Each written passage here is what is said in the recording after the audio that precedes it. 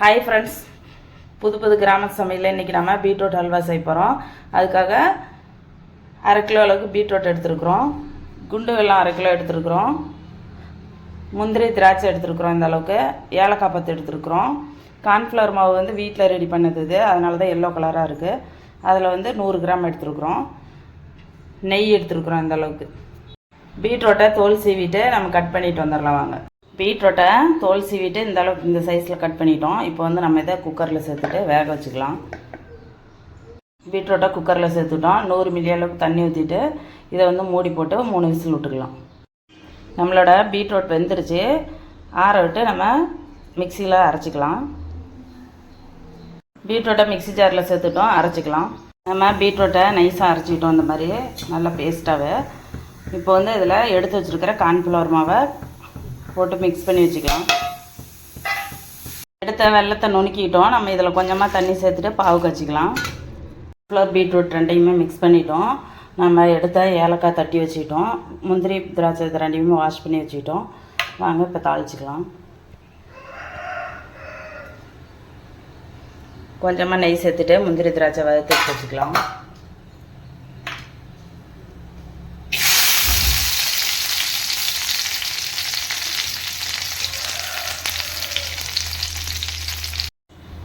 முந்திரி திராட்சை வறுத்து எடுத்துட்டோம். இப்போ நம்ம ஏலக்காய் சேர்த்துக்கலாம்.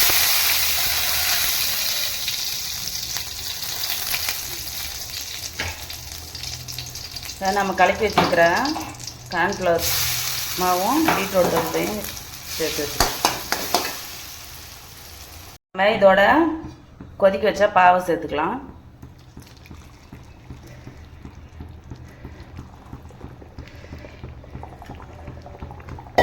பாவு சேர்த்துட்டு நல்லா மிக்ஸ் பண்ணி விட்டுக்கலாம்.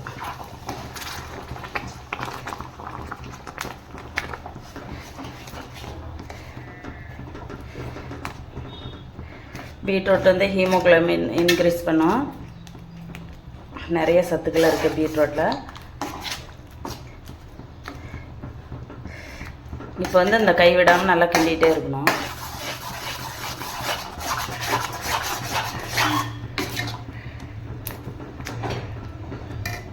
இந்த மாதிரி கைவிடாமல் கிண்டிகிட்டே இருந்தோம்னா இந்த மாதிரி கெட்டியாகிட்டே இருக்கும். இந்த டைமில் கொஞ்சமாக நெய் சேர்த்துக்கலாம்.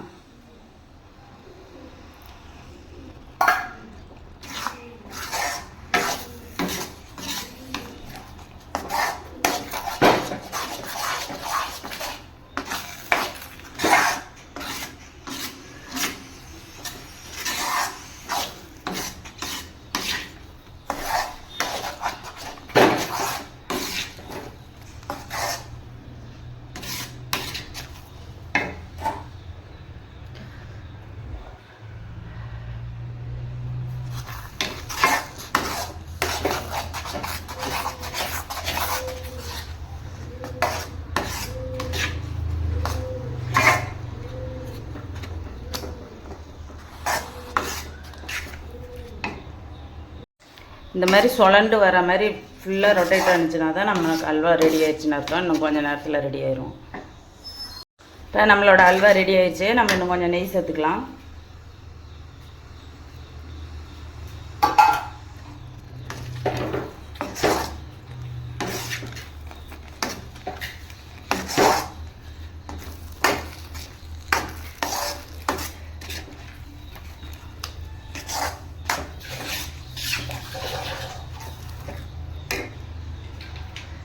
நம்மளோட முந்திரி திராட்சை சேர்த்துக்கலாம்.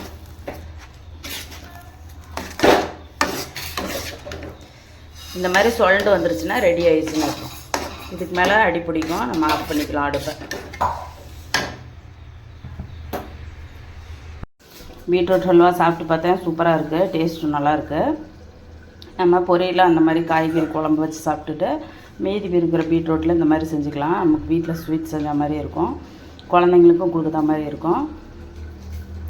நீங்களும் உங்கள் வீட்டில் இந்த மாதிரி செஞ்சு பாருங்கள், நல்லாயிருக்கு.